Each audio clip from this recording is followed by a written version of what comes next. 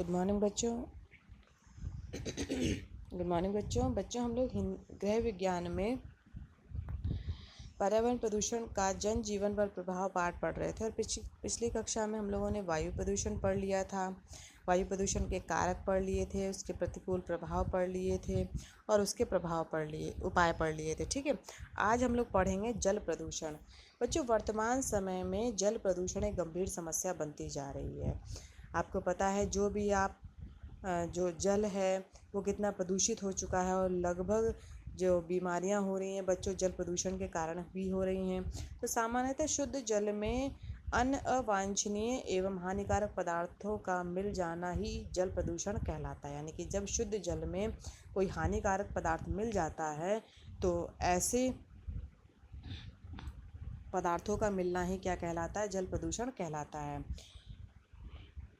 दूसरे शब्दों में कहा जाए, जब जल में विभिन्न प्रकार के कार्बनिक तथा अकार्बनिक खनिज पदार्थ तथा गैस निश्चित मात्रा में अधिक मात्रा में उपस्थित होते हैं, यानी कि जब जल में आपको पता है कि जल में हर पदार्थ जो होता है एक निश्चित मात्रा में उपस्थित होता है। अगर यही निश्चित मात्रा जो है वो अधिक हो जाए तो यही जो है बच्चों मानव जीवन पर प्रतिकूल प्रभाव डालता है और इसी को बच्चों जल प्रदूषण कहा जाता है। ये जल स्वास्थ्य के लिए हानिकारक होता है। इस प्रकार के प्रदूषित जल को बच्चों पीने से कौन कौन सी बीमारियां हो जाती हैं? टाइफाइड हो जाता है, पीलिया, हैजा इत्यादि जो हैं गंभीर समस्याएं या गंभीर रोग हो जाते हैं।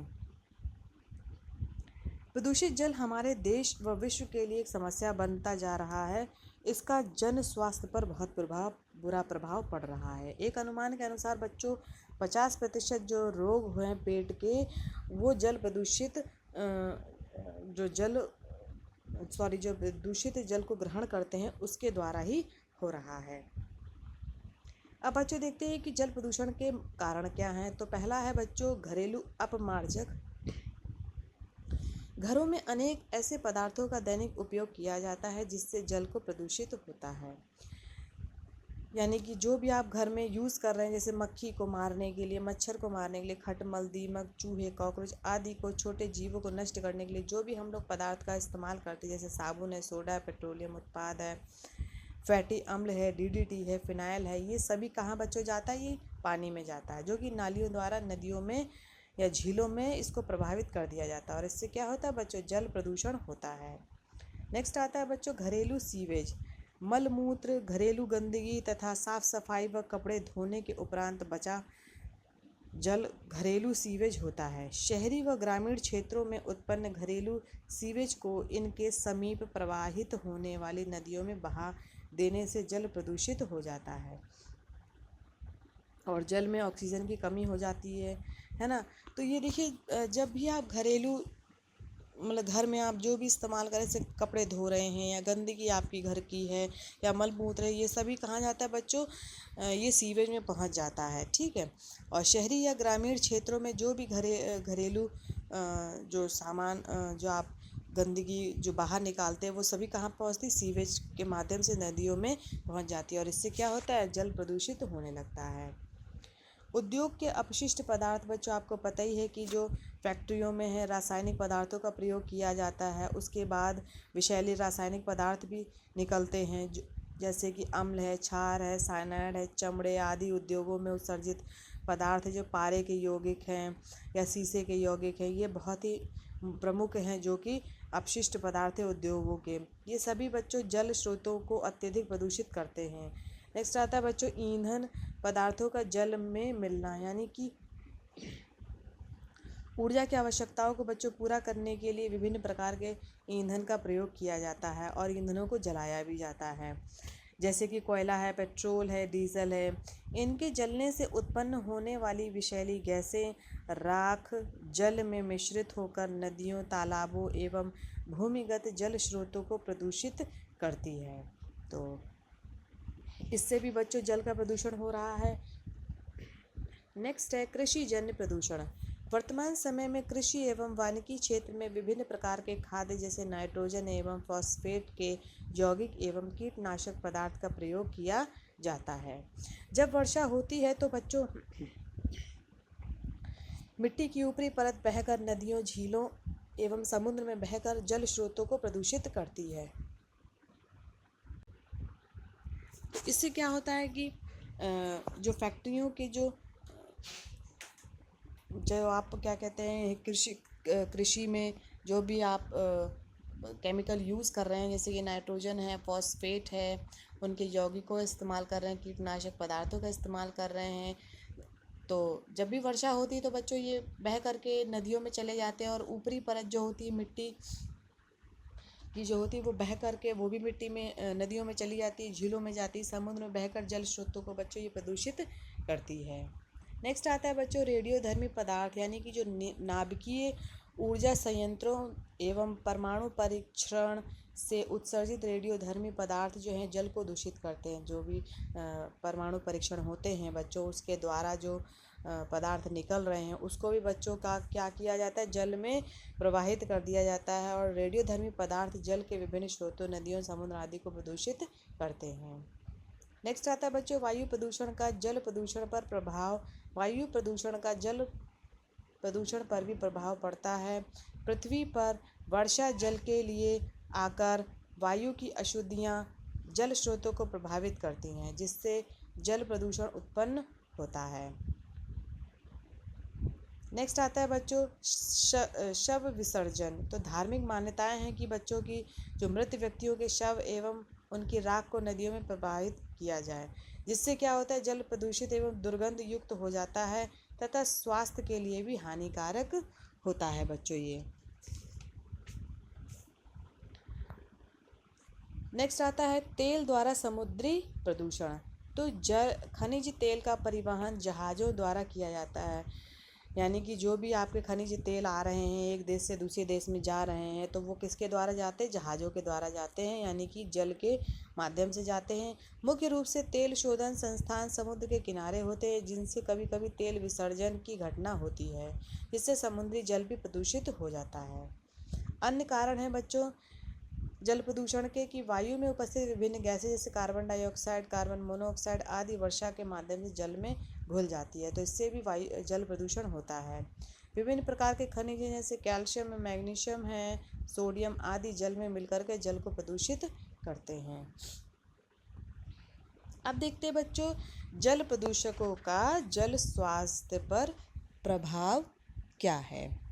तो पहला प्रभाव मनुष्य पर देखते हैं। तो जल प्रदूषण जो है मानव स्वास्थ्य के लिए अत्यंत हानिकारक होता है। प्रदूषित जल पीने से मानव अनेक घातक तथा असाध्य बीमारियों का शिकार हो जाता है। प्रदूषित जल से पीलिया होता है, हैजा होता है, हेपेटाइटिस इत्यादि आंत्र बीमारियों के साथ साथ मानव अपंगता का भी शिकार हो जाते हैं, यानी कि इतना ज़्यादा दुष्प्रभाव पड़ता है मानव पर कि वो अपंग तक हो जाते हैं। दूषित जल के सेवन से मोती क्षरा भी हो जाता है। नेक्स्ट है बच्चों जल में रहने वाले जीवों पर प्रभाव। जल प्रदूषण का जल में रहने वाले विभिन्न जीव जैसे मछली है, मगरमच्छ है, डॉल्फिन है, व्हेल है, घोंघा इत्यादि पर भी प्रतिकूल प्रभाव पड़ता है। जल में विषैले पदार्थों के मिलने से जलीय जीव एवं वनस्पति दोनों नष्ट होने लगते हैं। पशुओं पर प्रभाव। तो जल प्रदूषण का पशुओं पर भी प्रतिकूल प्रभाव पड़ता है। जब पशु नदी, तालाब, दरिया इत्यादि का प्रदूषित जल पीते हैं तो वे गंभीर बीमारियों के शिकार हो जाते हैं, यानी कि जो हमारे पशु हैं जब ये नदियों के दूषित जल को पिएंगे तो ऑब्वियसली बात है वो बीमार हो जाते हैं और कभी कभी तो बच्चों इनकी मृत्यु तक हो जाती है। फसलों पर क्या प्रभाव पड़ेगा बच्चों जल प्रदूषण का। तो प्रदूषित जल का फसलों पर भी प्रतिकूल प्रभाव पड़ता है। प्रदूषित जल के कारण बच्चों पौधों में अनेक प्रकार के कीट एवं जीवाणु उत्पन्न हो जाते हैं जो फसलों को नष्ट कर देते हैं। कुछ विषैले पदार्थों पौधों के माध्यम से मनुष्य के शरीर तक पहुंच जाते हैं तथा हानि भी पहुंचाते हैं। तो इस प्रकार बच्चों फसलों पर भी प्रभाव पड़ता है जल प्रदूषण का। नेक्स्ट है बच्चों पर्यावरण एवं पारिस्थितिकी पर प्रभाव। तो जल प्रदूषण का पर्यावरण एवं पारिस्थितिकी पर भी बुरा प्रभाव पड़ता है। जल प्रदूषण के कारण पर्यावरण में अनेक प्रकार के बच्चों रोग उत्पन्न हो जाते हैं, जिसके फलस्वरूप क्या होता है, वहाँ पर जो रहने वाले जीव हैं वो मरने लगते हैं और नष्ट हो जाते हैं। इस तरह कुछ जीवों एवं प्रजातियों के अस्तित्व पर भी खतरा उत्पन्न हो जाता है तथा पारिस्थितिकी तंत्र में भी असंतुलन की स्थिति पैदा हो जाती है। क्यों? जब दूषित जल जो है जीव पिएंगे तो उनकी मृत्यु हो जाती है, और ऐसी स्थिति में क्या होता है, कुछ ऐसे परजीवी हैं, कुछ ऐसे जीव हैं या प्रजातियां हैं जो विलुप्त हो सकती हैं। ठीक है, तो इससे क्या होता है बच्चों, पारिस्थितिकी तंत्र पर भी बुरा प्रभाव पड़ता है। अब देखते हैं बच्चों जल प्रदूषण के नियंत्रण के उपाय क्या हैं। तो पहला है कि घरेलू अपशिष्ट पदार्थों जैसे कि मलमूत्र है, अपमार्जक पदार्थ है, विषैली दवाएं हैं आदि सम्मिलित होते हैं, जो कि बिना शोधित किए नदियों, तालाबों एवं समुद्रों में विसर्जित नहीं करना चाहिए। घरेलू अपशिष्टों का वैज्ञानिक तरीके से शोधन करने के पश्चात ही जल में छोड़ा जाना चाहिए। नेक्स्ट है बच्चों कीटनाशक पदार्थों पर नियंत्रण करना है। कृषि एवं वानिकी में प्रयोग होने वाले जो कीटनाशक पदार्थ हैं उनको नियंत्रित प्रयोग किया जाना चाहिए। कृषि में गोबर खाद जैसी जैविक खादों के प्रयोग को बढ़ावा देना चाहिए, जिससे कि प्रदूषण ना हो और पर्यावरण को कम नुकसान हो और जल प्रदूषण भी कम हो। औद्योगिक अपशिष्टों पर नियंत्रण हो, यानी उद्योगों एवं कारखानों से निकलने वाले अपशिष्टों एवं रासायनिक पदार्थों को शोधित किए बिना सीधे जल स्रोतों में छोड़ने पर कठोर प्रतिबंध लगाना चाहिए, यानी कि उनका पहले रिफाइन करना चाहिए, तब जाकर के उनको जल के स्रोतों में छोड़ना चाहिए। इसके लिए उचित कानून का निर्माण किया जाना चाहिए, ये दंडनीय अपराध कर देना चाहिए, ताकि क्या कहते हैं इस पे कंट्रोल किया जा सके। नेक्स्ट है बच्चों रेडियोधर्मी पदार्थों के विकिरण से बचाव, परमाणु विस्फोट पर प्रतिबंध लागू कर देना चाहिए। रेडियोधर्मी पदार्थों के विसर्जन के लिए बच्चों नए प्रौद्योगिकियों का उपयोग किया जाना चाहिए। इससे क्या है बच्चों, ये रेडियोधर्मी पदार्थ अन्य पदार्थों को विषाक्त ना कर पाए। रेडियोधर्मी पदार्थों के विसर्जन के लिए समुद्र की गहराई सबसे उपयुक्त मानी जाती है। तो इसको जब भी विसर्जन किया जाए तो समुद्र की एकदम गहराई तली पे विसर्जन किया जाए, ताकि किसी जीव को नुकसान ना पहुँचे। तो यहाँ बच्चों आज आपकी कक्षा समाप्त होती है। धन्यवाद बच्चों आज की कक्षा के लिए।